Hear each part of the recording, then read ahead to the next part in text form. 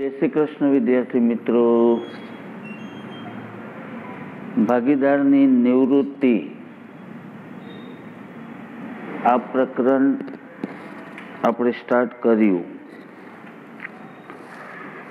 એના બે દાખલા PDF સ્વરૂપે મેં ગઈકાલે મોકલી દીધા હતા. પ્રશ્ન નંબર 5 ધવલ, કમલ અને નવલવાળો દાખલો જે મેં ગઈકાલે તમને ગણાવ્યો, સમજાવ્યો. અને આજે ત્યાર પછીનો એટલે કે પ્રશ્ન નંબર 6 રોહિત, મોહિત અને વિરાટ. ટેક્સ્ટ બુકમાં પેજ નંબર 266 પર આપેલો છે. ટેક્સ્ટ બુકમાં પેજ નંબર 266 પર આપેલો છે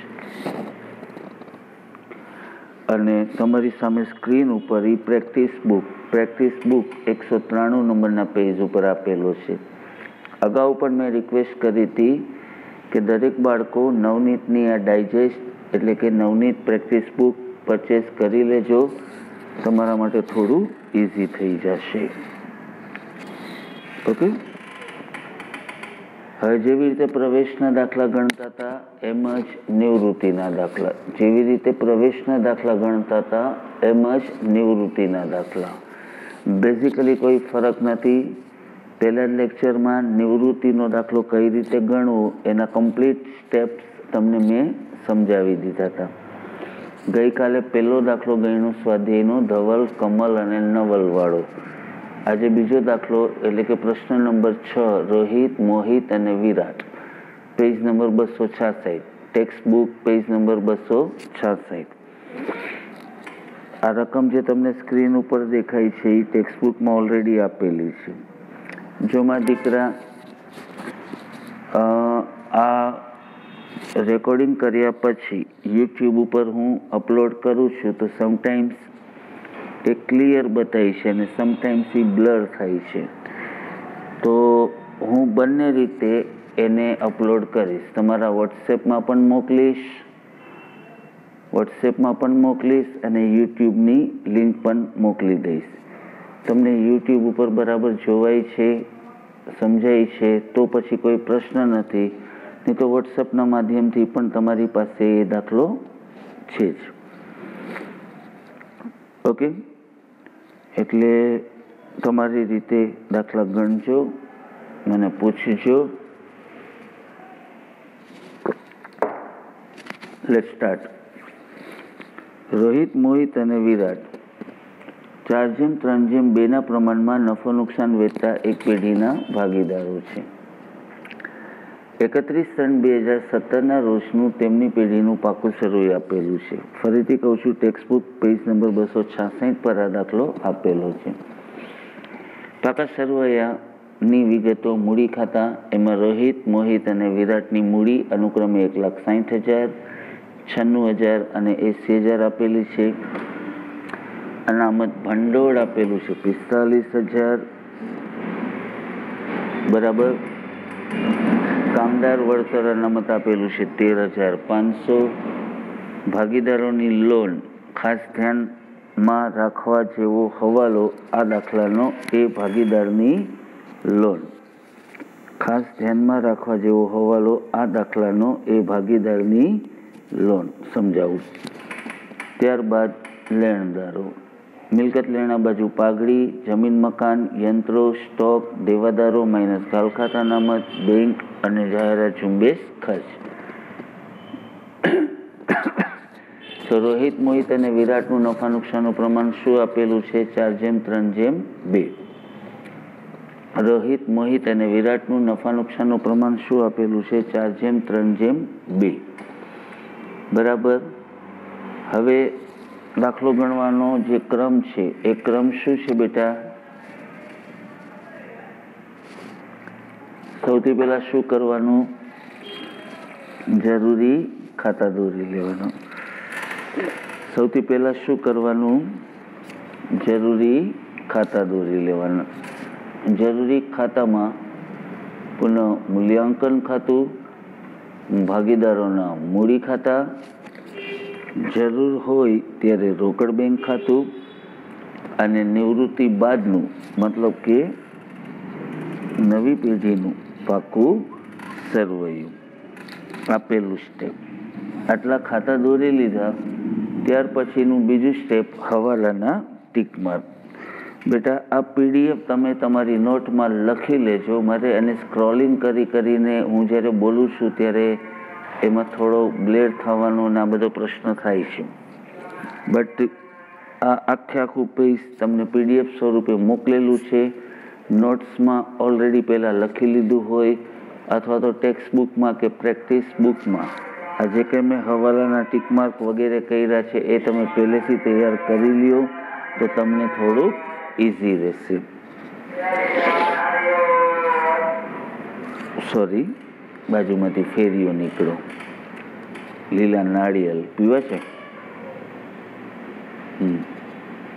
જરૂરી ટીક માર્ક કરી લીધી હવાલાની ટીક માર્ક. તો જુઓ હવાલાની ટીક માર્ક કઈ રીતે. સૌથી પહેલો હવાલો છે જમીન મકાનની કિંમત 1,80,000 ગણવી. જમીન મકાનની બાજુમાં 1 નંબર. યંત્રની કિંમત ₹15,000થી ઘટાડવાની, એની બાજુમાં 2 નંબર. દેવાદારો પર 10% ઘાલખાદ અનામત રાખવાની, દેવાદારોની બાજુમાં 3 નંબર. દેવાદારોની બાજુમાં 3 નંબર. લેણદારો પૈકી ₹5,000 ચૂકવવા પડશે નહીં, તો લેણદારોની બાજુમાં 4 નંબર. પેઢીની પાઘડીનું મૂલ્ય 1,80,000 નક્કી કર્યું. એ છેલ્લો હવાલો, એટલે એને 5મા, 6થા અને 7મા હવાલાની ટીક કરશો.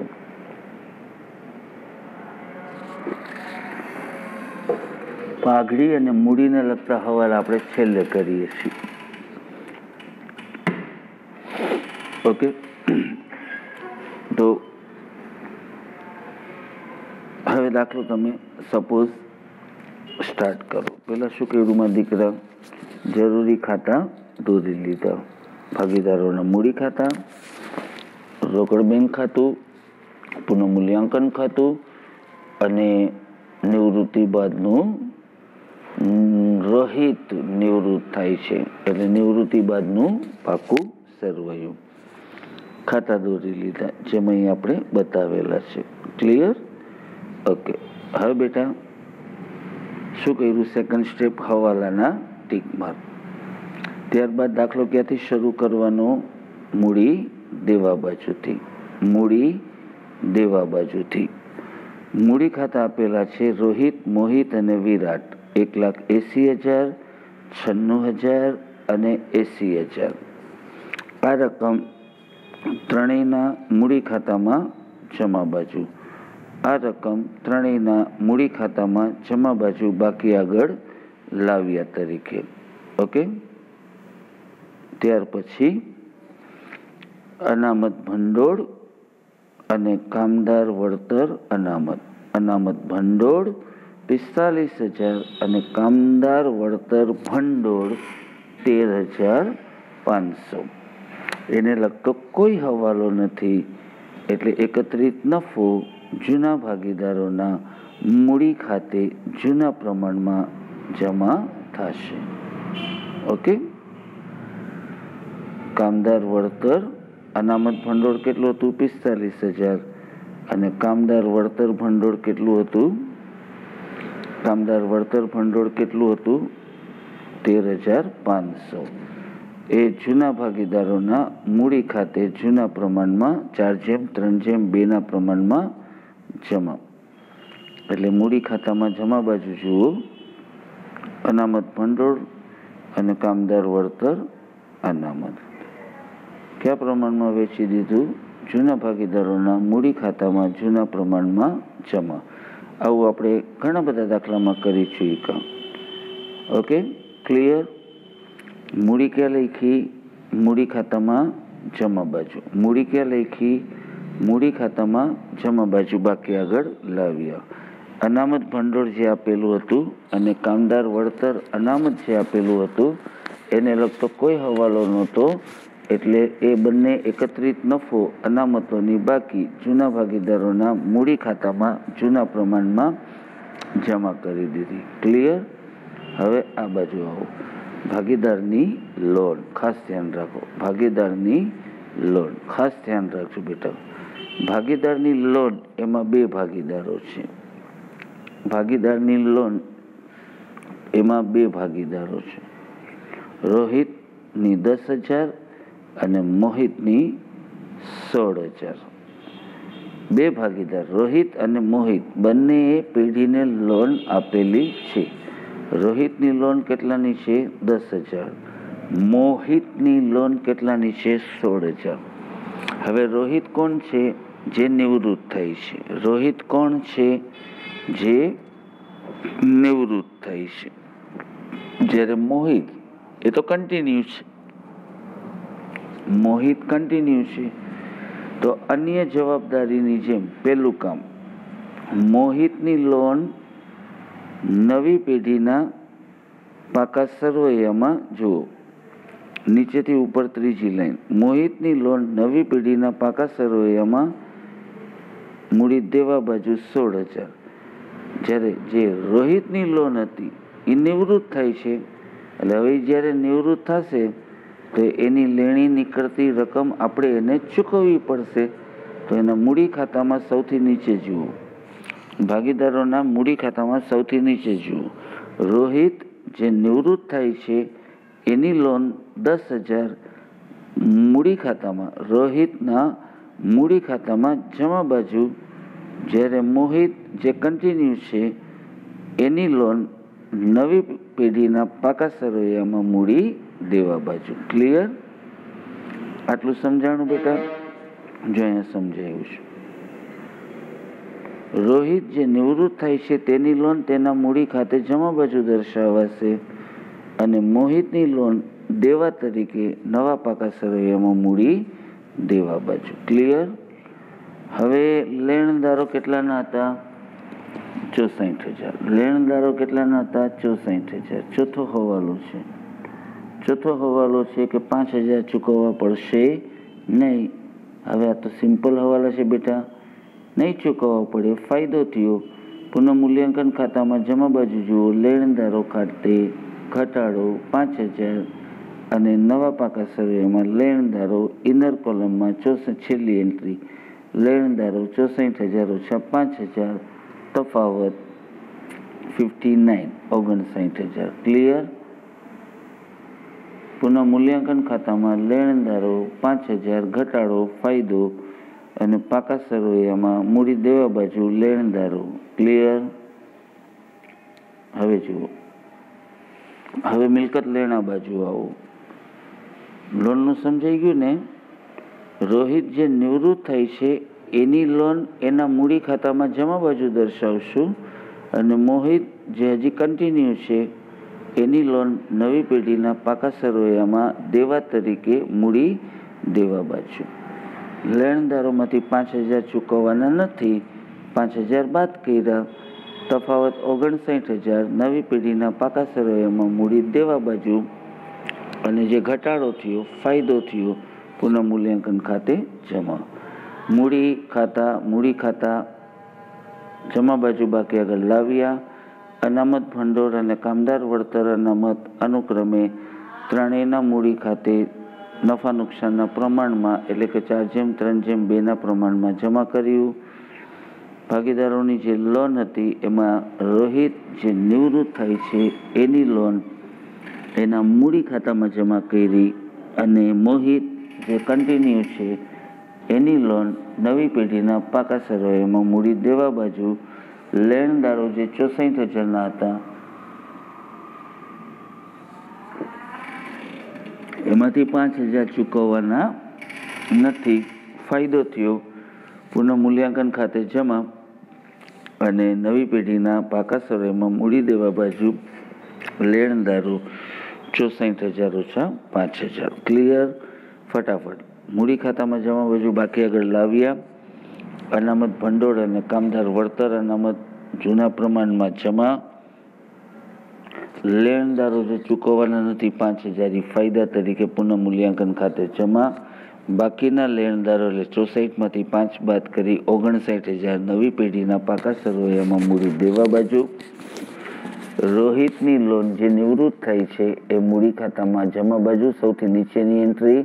મોહિત જે કન્ટિન્યુ છે એની લોન નવી પેઢીના પાકા સરવૈયામાં. હવે મિલકત લેણા બાજુ છું. હવે મિલકત લેણા બાજુ સૌથી પહેલાં પાઘડી આપેલી છે. કેટલી છે? પાઘડી આપેલી છે. કેટલી છે? 36,000.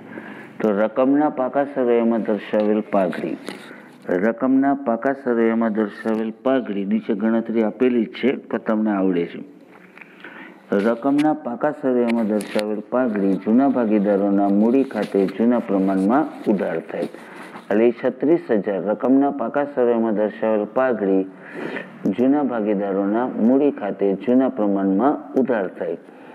એટલે 36,000ની પાઘડી ત્રણેયના મૂડી ખાતામાં ઉધાર બાજુ, પાઘડી ખાતે ભાગીદારોના મૂડી ખાતામાં ઉધાર બાજુ સૌથી પહેલી એન્ટ્રી પાઘડી ખાતે અનુક્રમે 4:3:2 પ્રમાણમાં 4:3:2 પ્રમાણમાં માંડી વાયડી 16,000, 12,000 અને 8,000.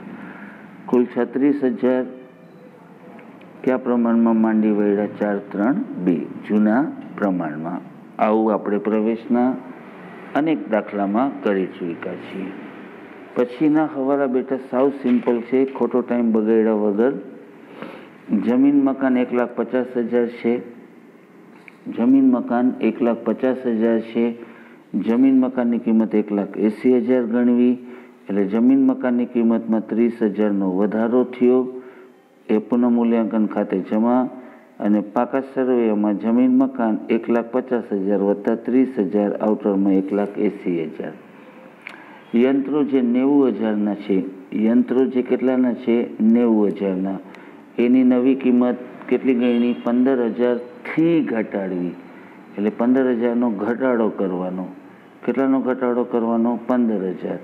એટલે પુનઃમૂલ્યાંકન ખાતામાં ઉધાર બાજુ યંત્ર ખાતે ઘટાડો, બીજો હવાલો 15,000.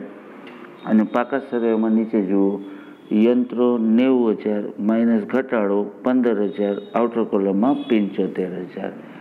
સ્ટોકને લગતો કોઈ હવાલો નહોતો એટલે copy paste. Stock 85,000 copy paste. દેવાદારો 60,000 આપેલા હતા.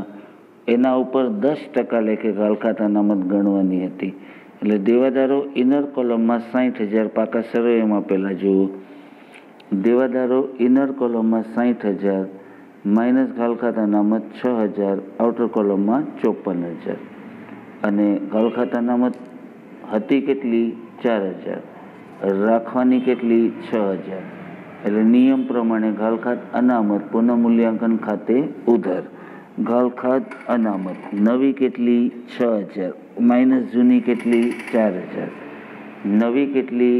6,000 માઇનસ જૂની કેટલી? 4,000. એટલે 6,000માંથી 4,000 બાદ કરીને પુનઃમૂલ્યાંકન ખાતે 2,000 ઉધાર. આવું આપણે અનેક વાર કરી ચૂક્યા છીએ. બેંક સિલક આપેલી છે 63,000. એ રોકડ બેંક ખાતામાં ઉધાર બાજુ બાકી આગળ લાવ્યા.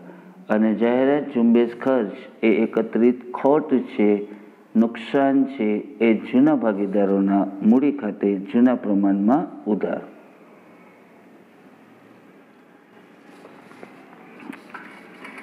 જૂના ભાગીદારોના મૂડી ખાતે જૂના પ્રમાણમાં ઉધાર. તો આટલો દાખલો ક્લિયર થયો. મૂડી ખાતા જમા બાજુ બાકી આગળ લાવ્યા. અનામત અને કામદાર વળતર અનામત ભાગીદારોના મૂડી ખાતે જૂના પ્રમાણમાં જમા. રોહિતની લોન તેના મૂડી ખાતે જમા બાજુ. મોહિતની લોન પાકા સરવૈયામાં મૂડી દેવા બાજુ. લેણદારો 64,000માંથી 5,000 ચૂકવવાના નથી. નવા પાકા સરવૈયામાં લેણદારો 64 - 5 59,000. 5,000નો ફાયદો થયો. પુનઃમૂલ્યાંકન ખાતે જમા. રકમના પાકા સરવૈયામાં દર્શાવેલ પાઘડી જૂના ભાગીદારોના મૂડી ખાતે જૂના પ્રમાણમાં એટલે કે 4:3:2ના પ્રમાણમાં માંડી વાળવાની. જમીન મકાન યંત્રો વગેરેમાં જે કંઈ વધારો ઘટાડો છે એના હવાલાની અસર આપી. જાહેરાત ઝુંબેશ ખર્ચ ત્રણેય ભાગીદારોના મૂડી ખાતે જૂના પ્રમાણમાં ઉધાર. હવે આગળ તો અહીંયા નીચે ગણતરી આપેલી છે. આ ગણતરી સમજો.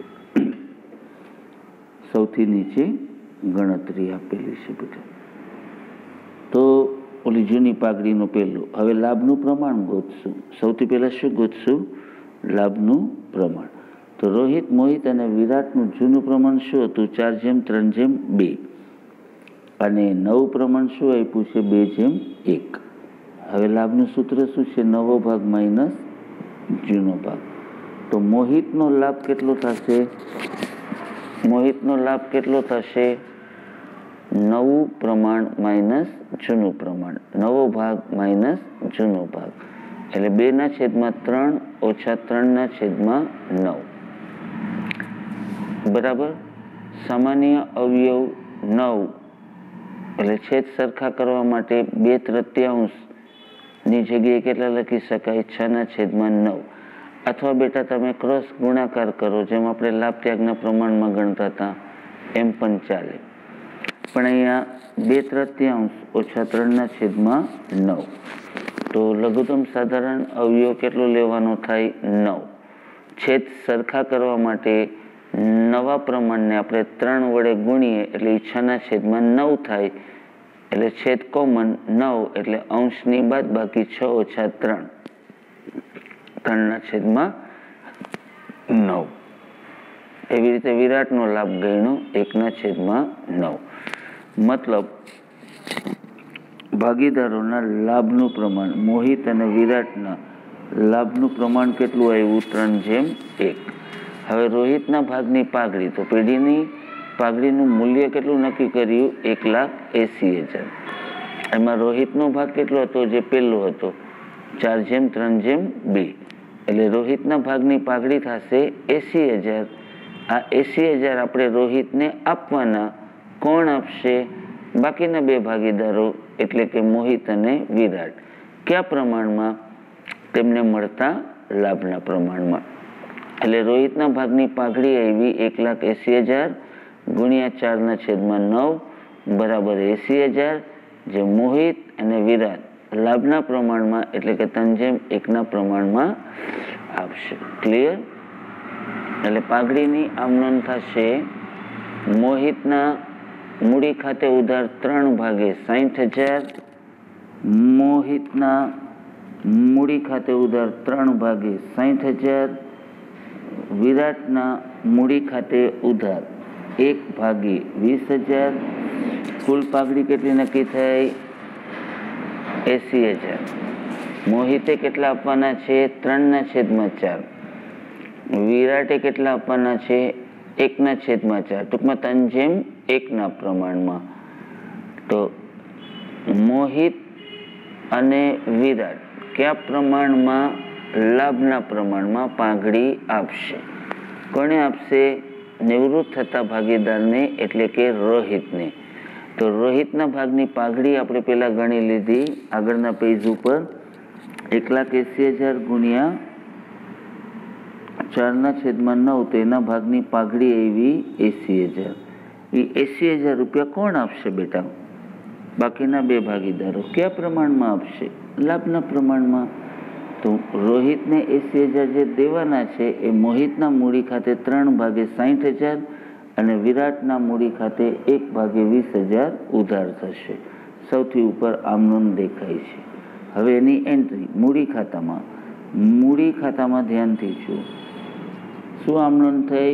મોહિત અને વિરાટના મૂડી ખાતે ઉધાર. સામે કોના ખાતે જમા? રોહિત. એટલે ઉધાર બાજુ તમે જુઓ. ઉધાર બાજુ તમે જુઓ. રોહિતના મૂડી ખાતે, મૂડી ખાતામાં ત્રીજી એન્ટ્રી, રોહિતના મૂડી ખાતે પાઘડી. અનુક્રમે મોહિતના ખાનામાં 60,000 અને વિરાટના ખાનામાં 20,000. આ રકમ કોના ખાતે જમા થશે? રોહિતના ખાતામાં. એટલે રોહિતના ખાતામાં જમા બાજુ જુઓ.